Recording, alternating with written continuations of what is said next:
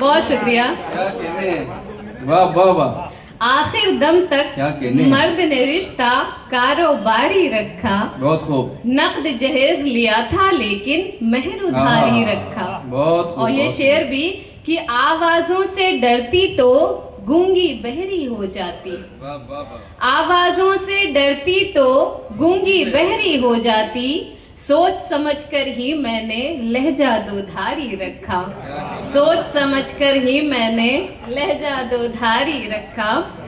और ये शेर कि मैंने तो दुनिया पाई है बंद किताबों वाली, वाह, मैंने तो दुनिया पाई है बंद किताबों वाली, चलते फिरते लोगों ने खुद को अखबारी रखा, चलते फिरते लोगों ने खुद को अखबारी रखा। और ये शेर बतौर खास की किस्मत में लिखा था शायद रावण के संग जाना, किस्मत में